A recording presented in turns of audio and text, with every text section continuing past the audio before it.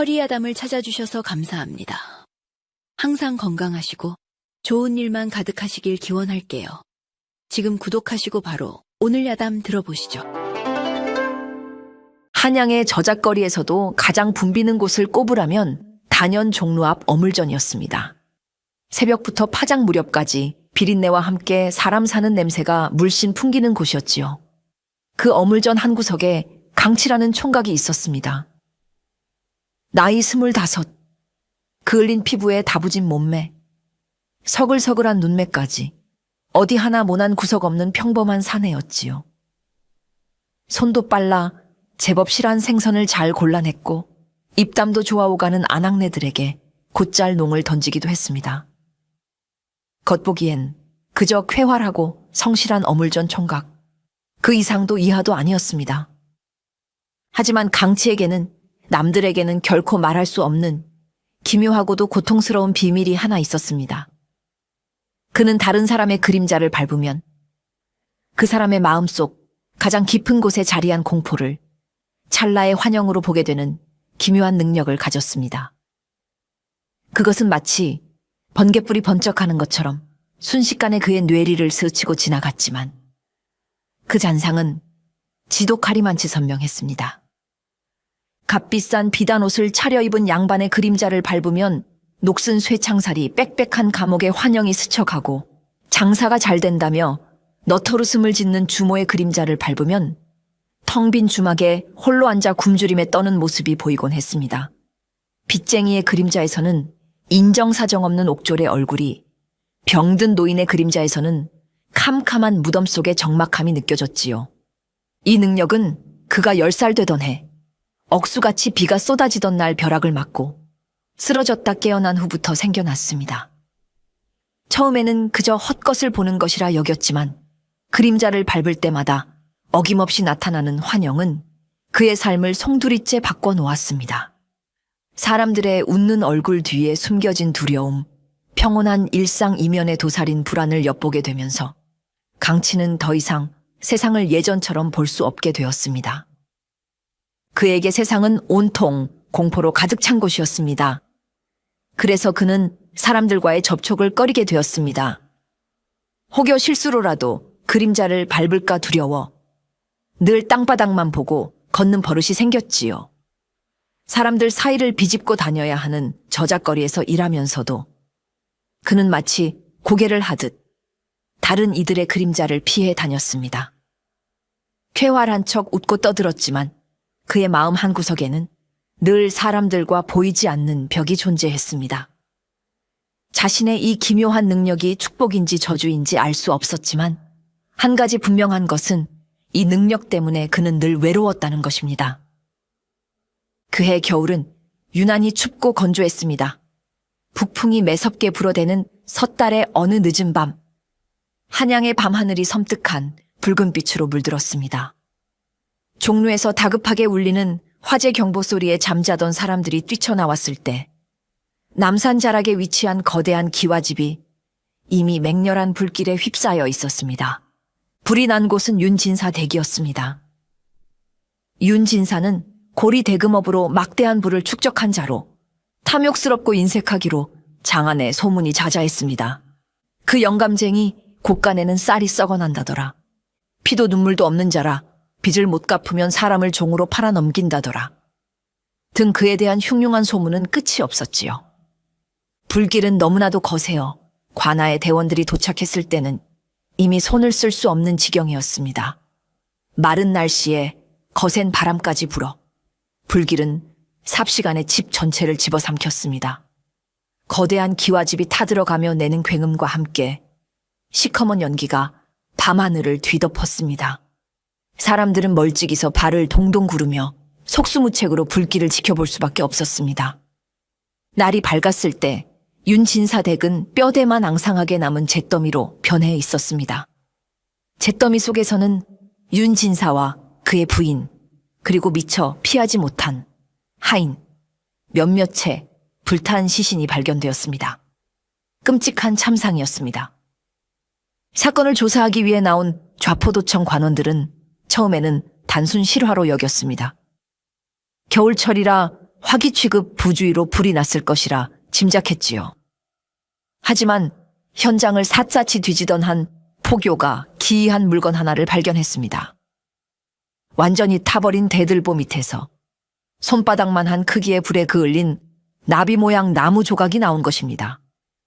정교하게 깎아 만든 그 나비 조각은 마치 범인이 자신의 존재를 알리기 위해 일부러 남겨놓은 듯 어딘지 모르게 섬뜩한 기운을 풍겼습니다.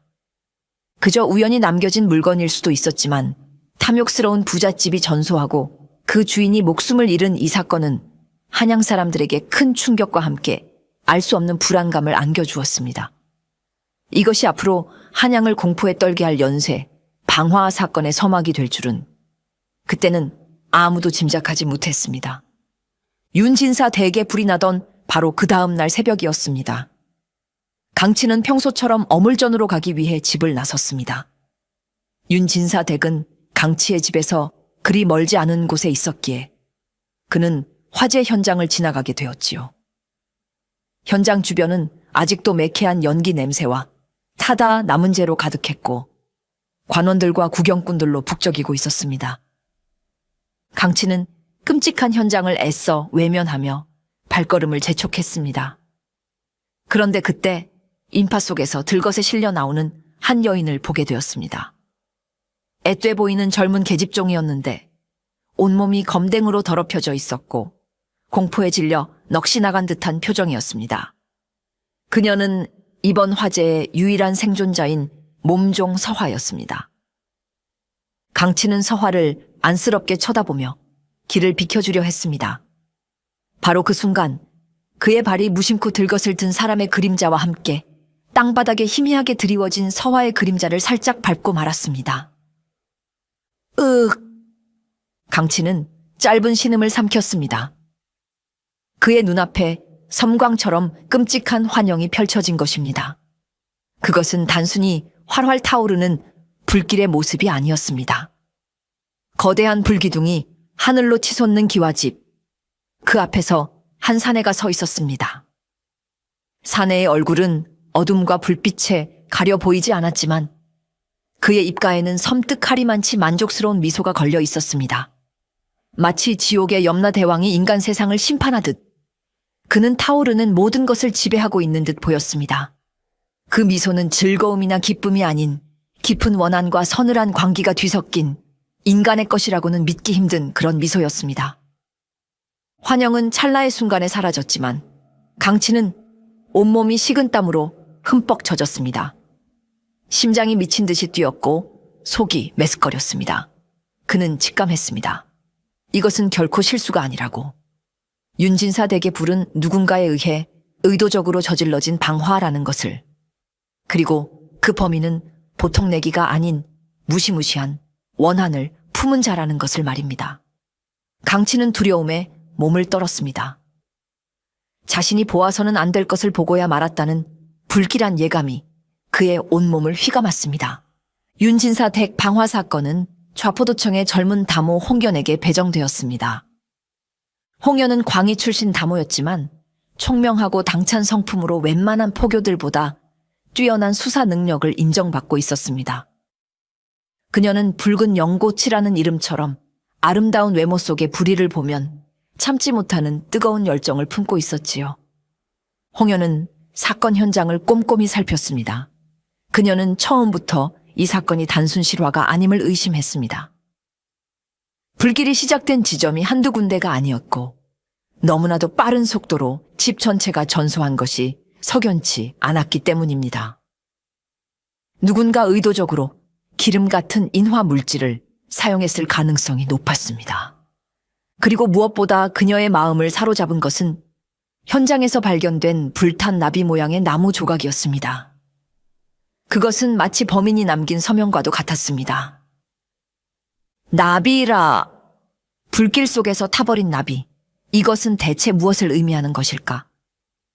홍연은 고개를 갸웃거렸습니다. 범인은 왜 하필 나비를 남겼을까요? 이것은 단순한 표식일까요? 아니면 더 깊은 의미를 담고 있는 것일까요? 홍연은 유일한 생존자인 몸종 서화를 찾아갔습니다.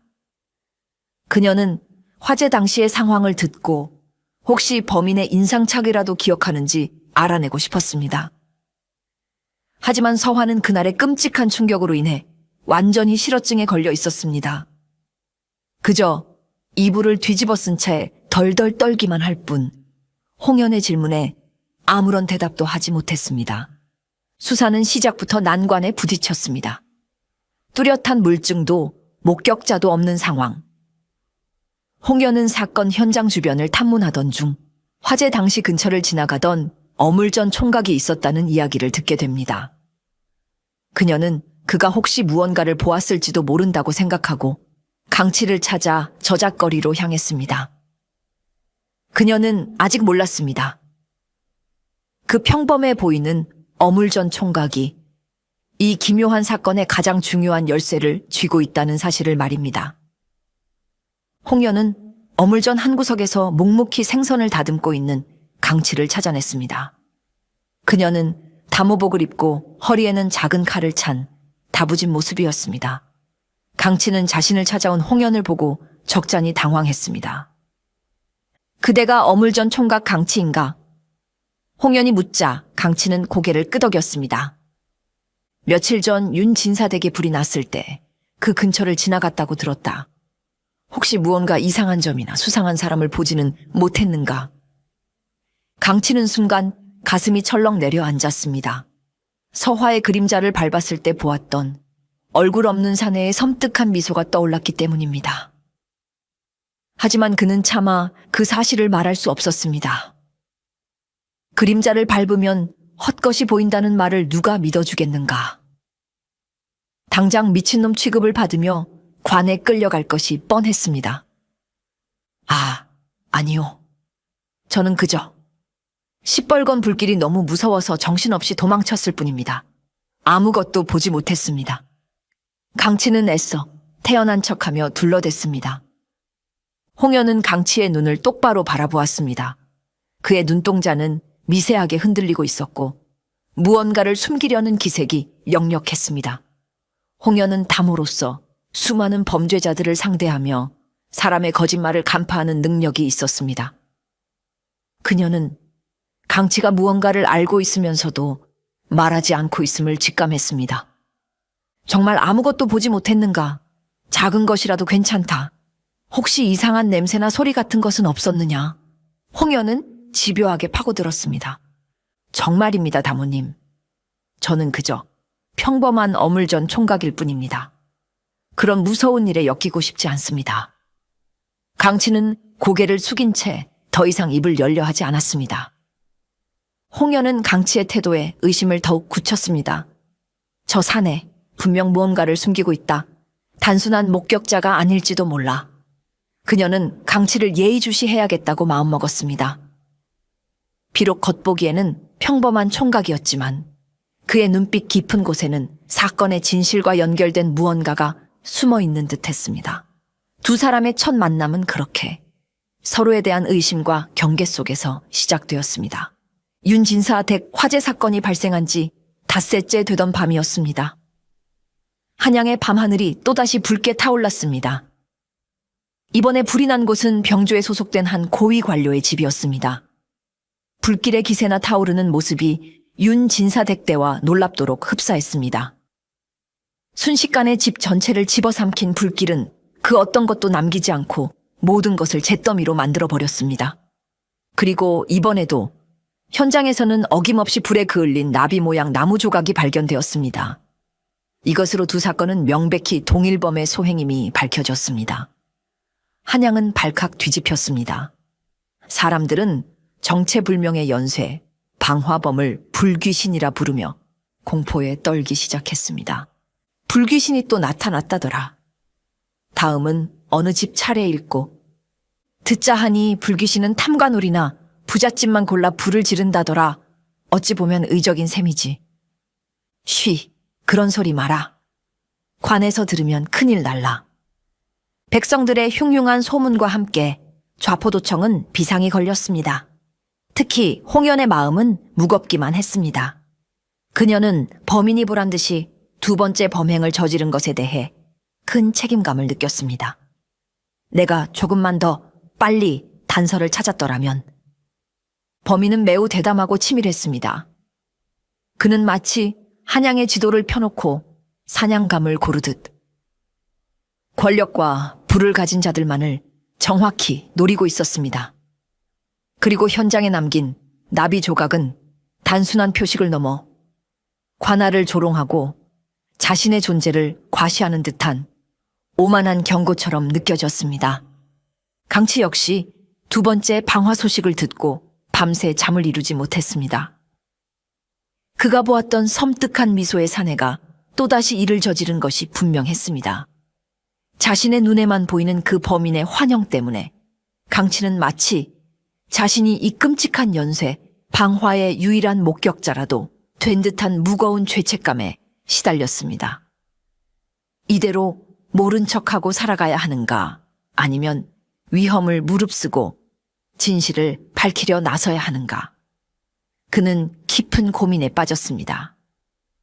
그의 기묘한 능력은 이제 그를 거부할 수 없는 운명의 소용돌이 속으로 밀어넣고 있었습니다. 두 번째 방화 사건 이후 강치는 더 이상 방관자로만 머물 수 없었습니다. 밤마다 꿈속에서조차 불길에 휩싸여 비명을 지르는 사람들의 모습과 그 앞에서 미소 짓던 얼굴 없는 사내의 환영이 그를 괴롭혔습니다. 비록 자신의 능력이 두렵고 저주스럽게 느껴졌지만 억울한 죽음을 계속해서 외면할 수는 없었습니다. 그는 용기를 내어 스스로 범인을 찾아 나서기로 결심했습니다. 그가 범인을 찾을 수 있는 유일한 방법은 자신의 기묘한 능력을 이용하는 것뿐이었습니다. 그 사내를 찾으려면 그와 비슷한 공포를 가진 자를 찾아야 한다. 강치는 그렇게 생각했습니다. 범인이 가진 깊은 원한과 광기라면 분명 그의 그림자에도 그 흔적이 남아있을 터였습니다. 그날부터 강치는 낮에는 어물전에서 일하고 밤이 되면 유령처럼 한양의 거리를 배회하기 시작했습니다. 그는 인적이 드문 뒷골목이나 주막 근처에 숨어 지나가는 사람들의 그림자를 몰래 밟았습니다. 그것은 위험천만한 시도였습니다. 자칫하다가는 소매치기나 수상한 자로 몰려 관에 끌려갈 수도 있는 일이었습니다. 그림자를 밟을 때마다 강치는 온갖 종류의 인간적인 공포를 엿보게 되었습니다. 술에 취해 비틀거리는 사내의 그림자에서는 아내의 매서운 눈초리를, 화려하게 차려입은 기생의 그림자에서는 늙고 병들어 버려지는 자신의 모습을 보았습니다. 가난한 선비의 그림자에서는 텅 빈 쌀독을, 욕심 많은 상인의 그림자에서는 자신의 재산을 노리는 도적대의 환영을 보았지요. 수많은 사람들의 자잘하고 이기적인 공포들을 엿보면서 강치는 인간 내면의 어두움과 마주하게 되었습니다. 때로는 그들의 공포에 연민을 느끼기도 했고, 때로는 그 추악함에 구역질이 나기도 했습니다. 그림자를 쫓는 그의 밤은 고독하고 힘든 여정이었습니다. 범인의 그림자는 쉬이 모습을 드러내지 않았고 강치는 점점 지쳐갔습니다. 하지만 그는 포기하지 않았습니다. 한양 어딘가에 숨어 있을 불귀신의 그림자를 반드시 찾아내고야 말겠다고 다짐했습니다. 강치의 위험한 추적은 며칠 밤낮으로 계속되었습니다. 수백, 어쩌면 수천 개의 그림자를 밟았지만 윤진사댁 화재 현장에서 보았던 것과 같은 강렬하고 섬뜩한 환영은 나타나지 않았습니다. 그의 몸과 마음은 점차 지쳐갔고 이 모든 것이 헛수고일지도 모른다는 생각에 좌절감이 밀려오기도 했습니다. 그러던 어느 날 밤이었습니다. 강치는 인적이 드문 육조거리의 한 골목에 숨어 있었습니다. 그때 고급스러운 비단 도포를 입은 한 중년 사내가 비틀거리며 걸어오고 있었습니다. 값비싼 행색과는 어울리지 않게 그의 얼굴에는 깊은 불안과 공포가 서려 있었지요. 강치는 직감적으로 그 사내에게 무언가 특별한 것이 있음을 느꼈습니다. 사내가 강치 앞을 지나가는 순간 강치는 숨을 죽이고 그의 그림자를 정확히 밟았습니다. 컥! 강치의 눈앞에 믿을 수 없는 환영이 펼쳐졌습니다. 칠흑 같은 어둠 속에서 수백, 수천 마리의 나비떼가 날갯짓을 하고 있었습니다. 그런데 그 나비들은 아름다운 꽃을 찾는 것이 아니라 마치 불나방처럼 활활 타오르는 거대한 불길을 향해 돌진하고 있었습니다. 불길 속으로 뛰어든 나비들은 비명을 지르듯 타올랐고 그 모습은 마치 지옥도를 보는 듯 끔찍했습니다. 불과 나비, 그것은 그 사내가 가진 극심한 공포의 실체였습니다. 강치는 심장이 멎는 듯한 충격을 받았습니다. 이 환영은 이전에 보았던 것들과는 차원이 달랐습니다. 윤진사 댁 화재 현장에서 발견된 불탄 나비 조각, 그리고 지금 이 사내가 가진 불과 나비의 공포, 이것은 결코 우연일 수 없었습니다. 찾았다. 강치는 확신했습니다. 이 사내가 바로 불귀신이거나 혹은 그와 아주 깊숙이 관련된 인물이라는 것을.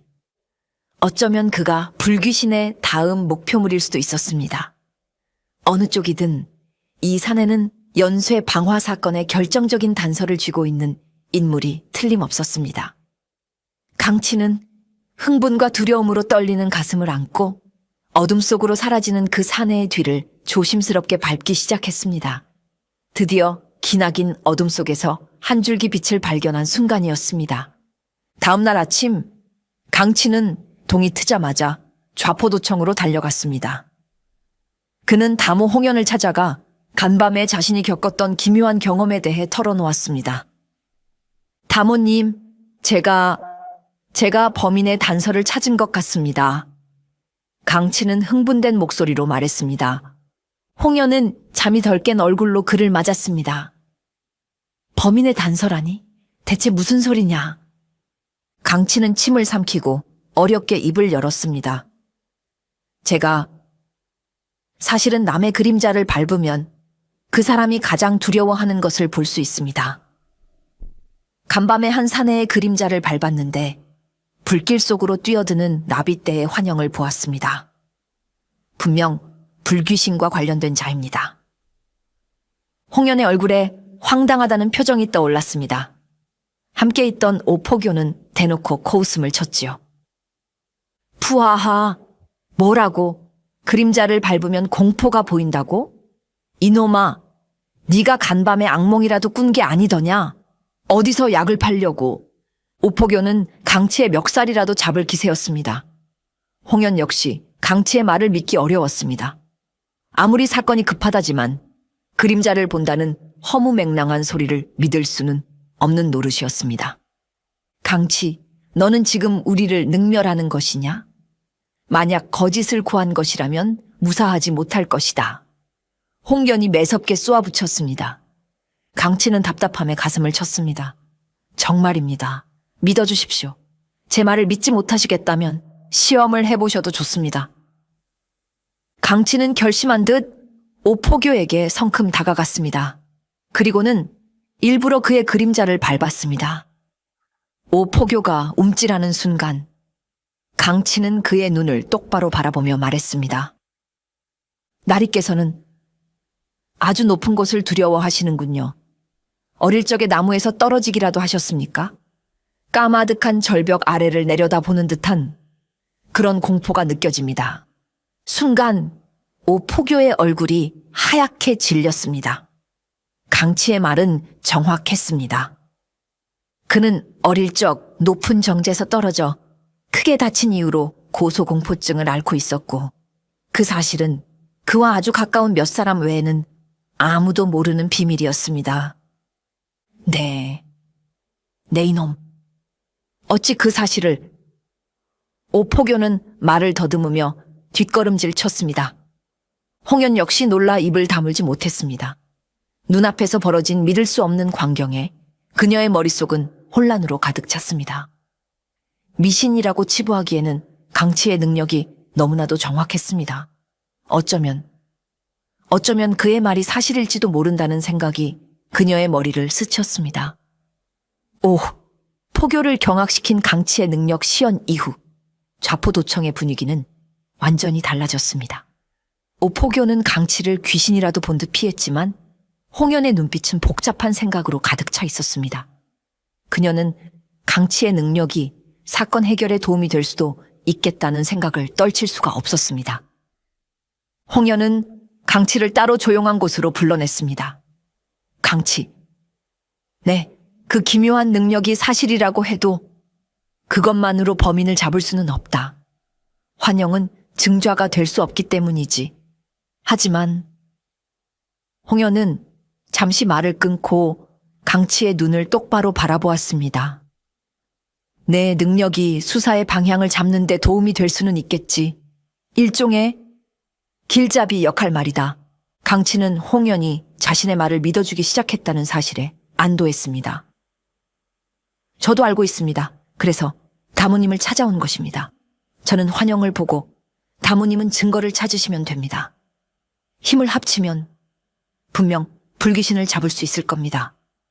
홍연은 잠시 고민했습니다. 어물전 총각의 허무맹랑한 능력에 의지하여 수사를 진행하는 것은 위험천만한 도박이었습니다. 만약 실패한다면 자신의 목은 물론 좌포도청 전체의 위신이 떨어질 수도 있는 일이었습니다. 하지만 이대로 손 놓고 앉아 불귀신의 다음 범행을 기다릴 수만은 없었습니다. 그녀는 지푸라기라도 잡는 심정으로 강치와 손을 잡기로 결심했습니다. 좋다. 내 말을 믿어보겠다. 대신 너는 내 지시에 따라야 한다. 절대 독단적으로 행동해서는 안 된다. 알겠느냐? 네, 다모님. 강치는 기쁘게 대답했습니다. 그렇게 신분을 초월한 기묘한 공조가 시작되었습니다. 그림자를 밟아 공포를 읽는 어물전 총각과 날카로운 추리력으로 증거를 쫓는 다모. 어울리지 않는 듯한 두 사람이었지만 각자의 능력을 합친다면 불귀신의 정체에 한 걸음 더 다가갈 수 있을 것이라는 희미한 희망이 보이기 시작했습니다. 두 사람은 그날부터 함께 움직였습니다. 강치가 밤마다 그림자를 쫓아 단서를 찾으면 홍연은 낮에 그 단서를 바탕으로 탐문 수사를 벌였습니다.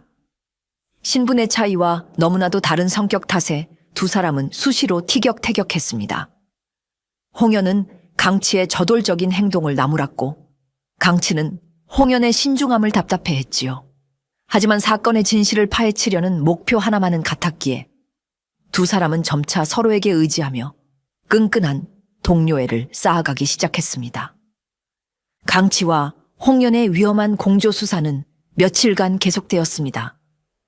두 사람은 강치가 보았던 불과 나비의 공포를 가진 사내의 행방을 쫓기 시작했습니다.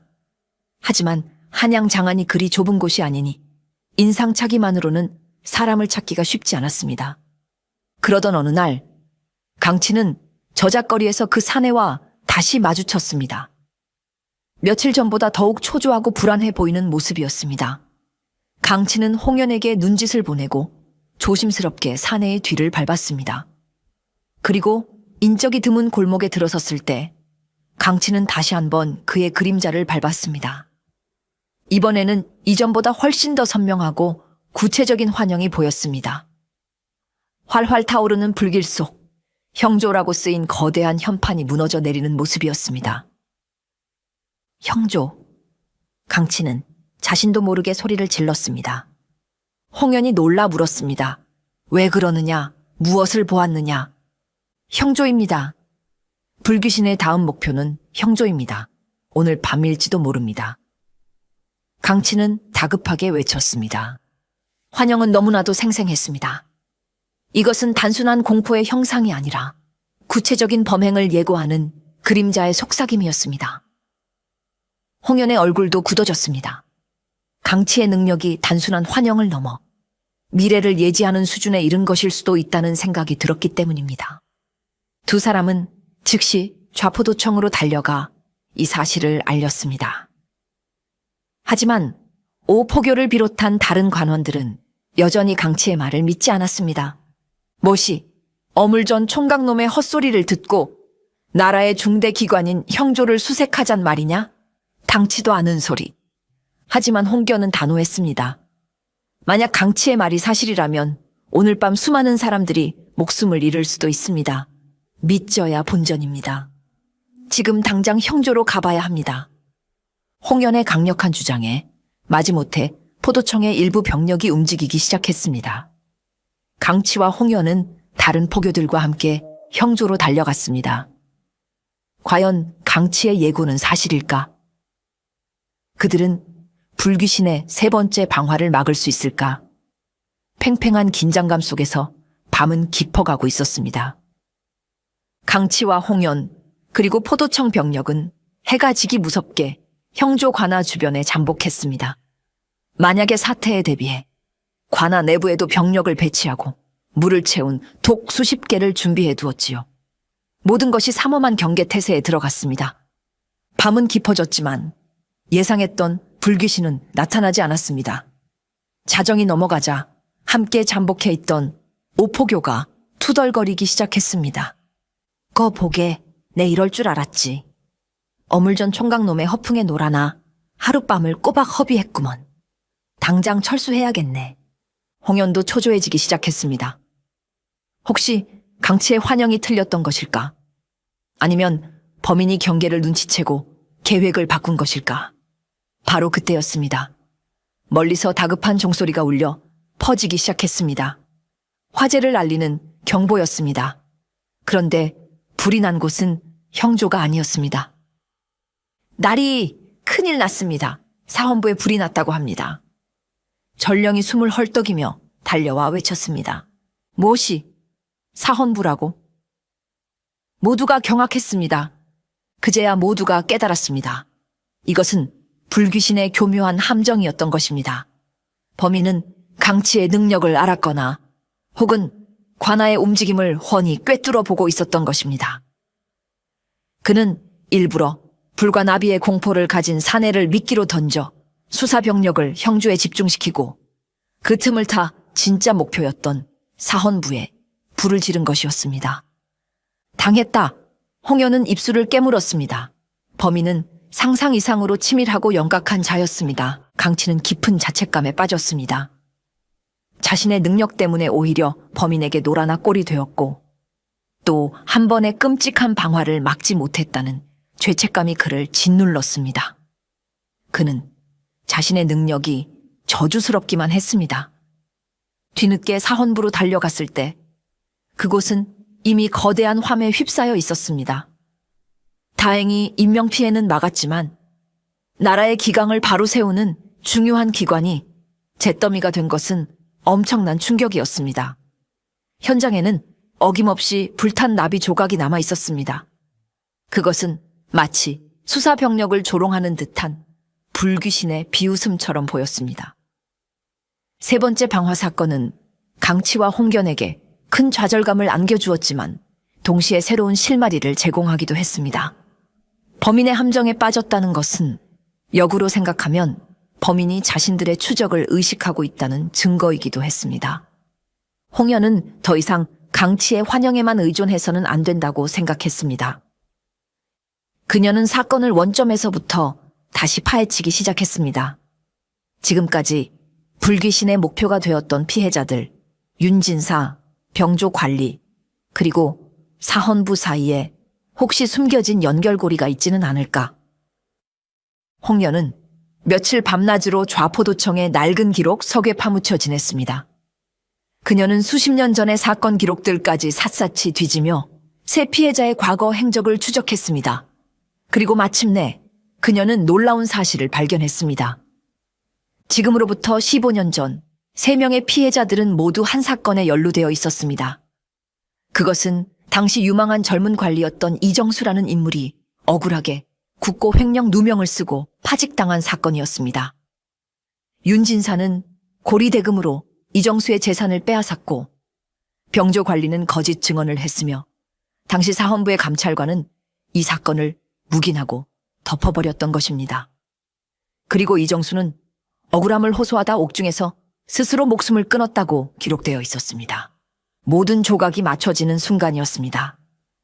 불귀신의 연쇄 방화는 단순한 분노 표출이나 사회에 대한 불만이 아니었습니다. 그것은 15년 전 억울하게 죽어간 한 남자의 원한을 갚기 위한 치밀하고도 잔혹한 복수극이었던 것입니다.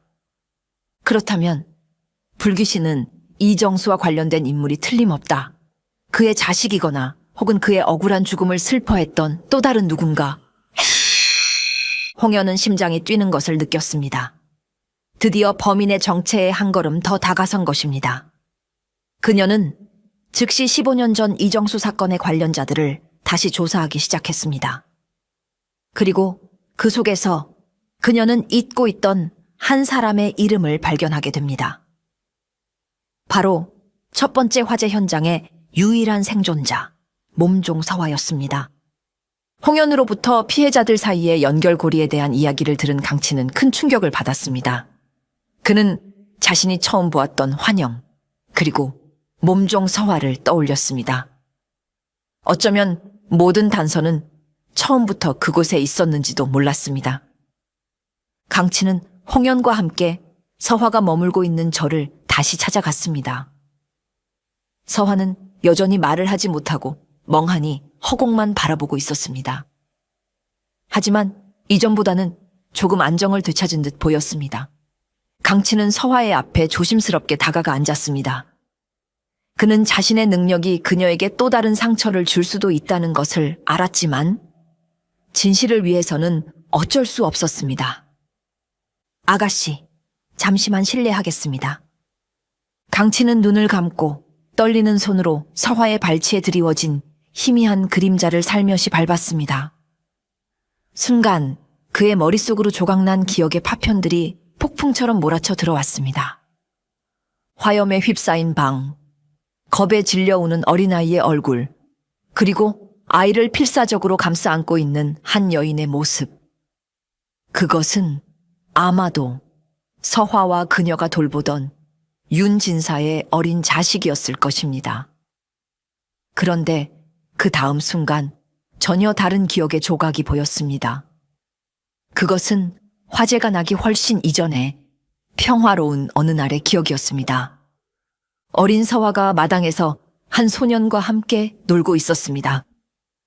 소년은 서화보다 2살 많아 보였고 다정한 눈빛으로 서화의 머리를 쓰다듬어주고 있었습니다. 소년의 손에는 정교하게 만든 나비 모양의 연이 들려 있었습니다. 소년은 서화에게 무언가 속삭였고 서화는 환하게 웃었습니다. 그들의 모습은 너무나도 행복해 보였습니다. 그리고 다시 화재 현장의 기억이 겹쳐졌습니다. 불길 속에서 서화는 누군가를 애타게 찾고 있었습니다. 그녀는 찢어지는 듯한 비명을 지르며 외쳤습니다. 도련님! 도련님! 환영에서 깨어난 강치는 땀으로 흠뻑 젖어 있었습니다. 그는 자신이 본 것을 홍연에게 설명했습니다. 서화가 찾던 도련님은 윤진사의 아들이 아니었습니다. 그녀의 기억 속 나비 연을 들고 있던 그 소년, 그녀와 남매처럼 다정했던 그 소년이었습니다. 홍연은 강치의 이야기를 듣고 무언가 깨달은 듯 서둘러 이정수 사건의 기록을 다시 펼쳤습니다. 그리고 마침내 찾아냈습니다. 억울하게 죽은 이정수에게는 아들 하나와 딸 하나가 있었습니다. 딸은 일찍이 병으로 죽었고 아들은 아버지가 옥사한 후 종적을 감추었다고 기록되어 있었습니다. 그리고 그 아들의 이름은 이서준. 서화가 어릴 적 함께 지냈던 그 소년일 가능성이 높았습니다. 모든 조각이 불귀신의 정체를 향해 모여들고 있었습니다. 홍연은 이정수의 아들 이서준의 행적을 추적하기 시작했습니다. 하지만 15년 전 종적을 감춘 소년의 흔적을 찾는 것은 쉬운 일이 아니었습니다. 강치와 홍견은 수소문 끝에 과거 이정수 집안의 늙은 종이었던 노인을 찾아낼 수 있었습니다. 노인은 이서준에 대한 이야기를 들려주며 눈물을 흘렸습니다. 이서준은 어릴 적부터 영특하고 마음씨가 고왔다고 합니다. 특히 손재주가 뛰어나 죽은 여동생을 위해 아름다운 나비 모양의 연을 만들어주곤 했습니다. 나비는 하늘을 자유롭게 날아다니는 여동생의 영혼이라고 믿었기 때문이지요. 하지만 아버지가 억울한 누명을 쓰고 옥사하고 어머니마저 화병으로 세상을 떠나자 어린 서준의 삶은 송두리째 무너졌습니다.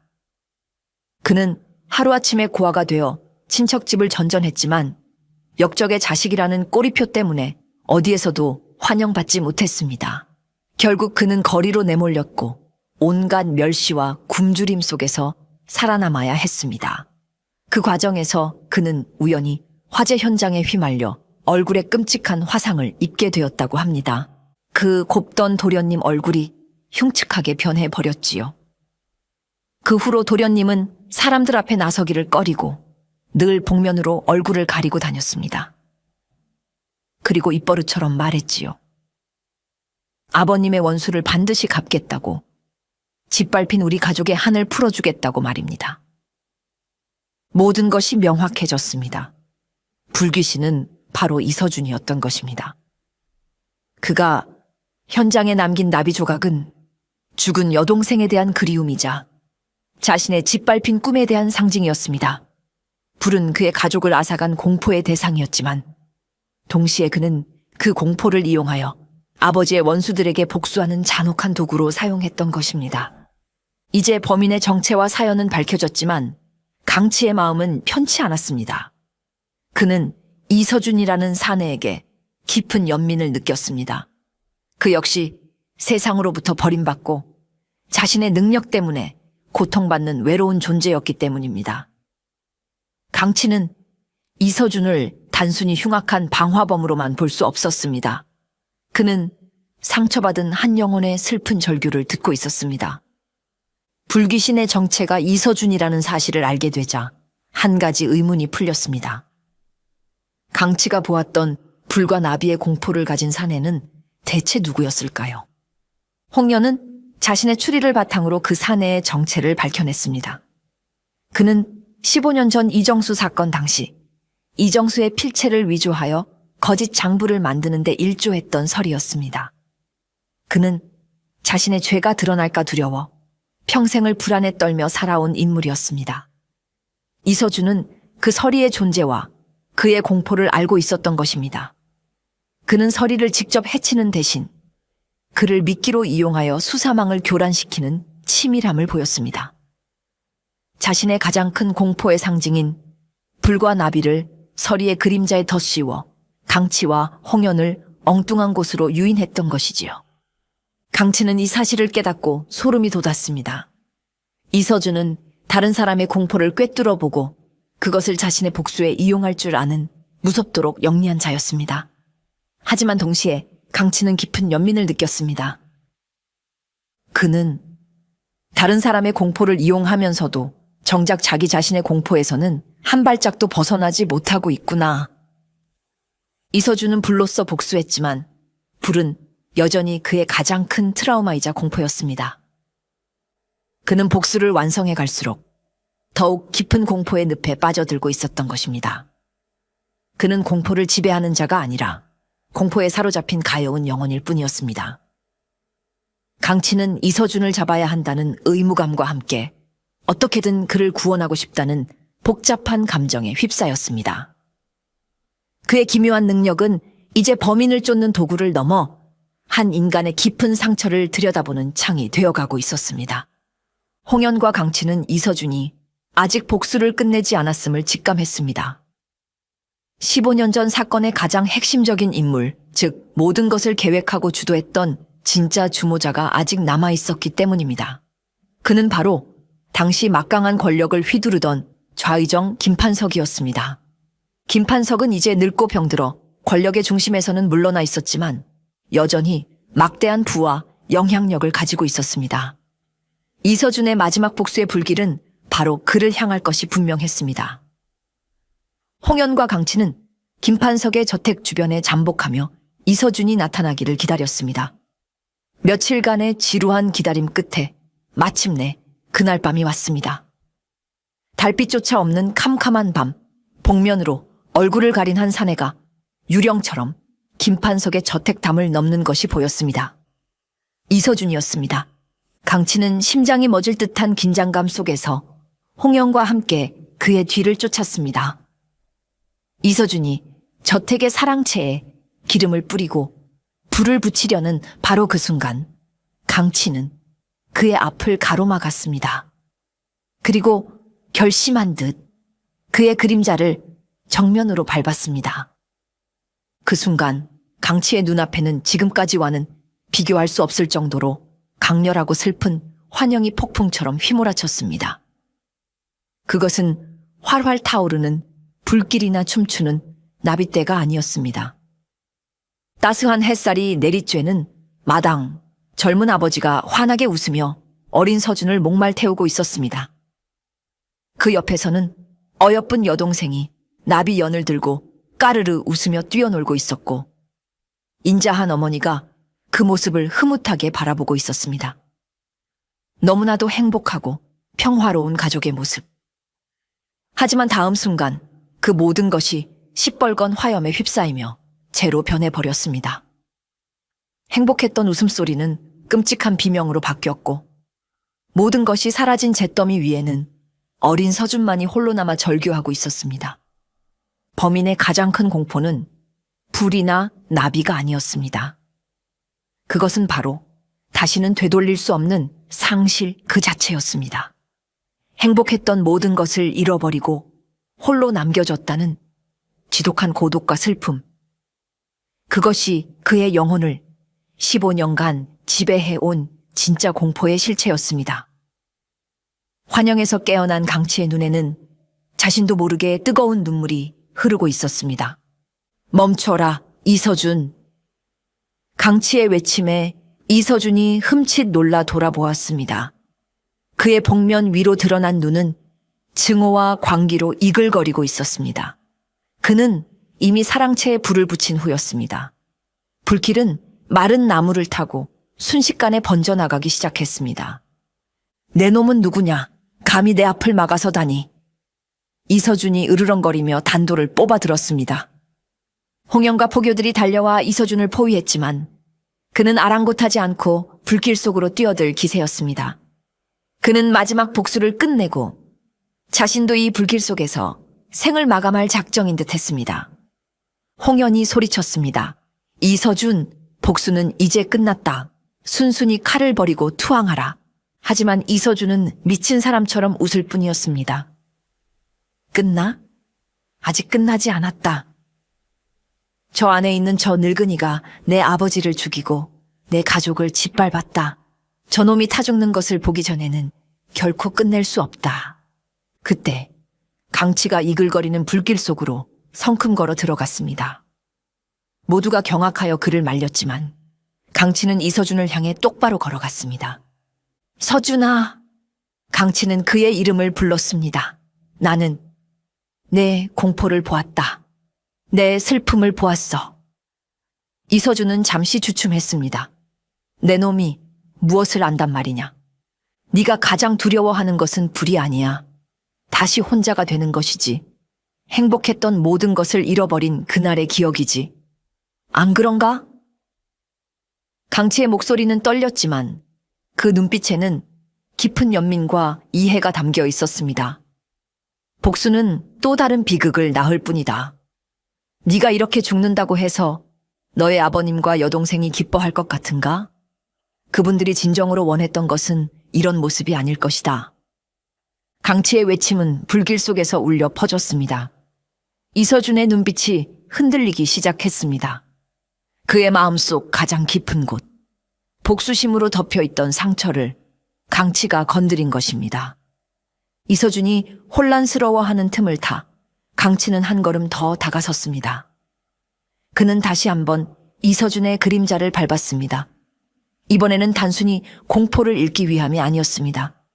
그는 자신의 모든 정신을 집중하여 이서준의 기억 속에 남아있는 가장 행복했던 순간을 끄집어내려 애썼습니다. 이것을 봐라, 서준아. 이것이 너의 진짜 모습이다. 강치의 눈앞에 그리고 이서준의 머릿속에 다시 한번 환영이 펼쳐졌습니다.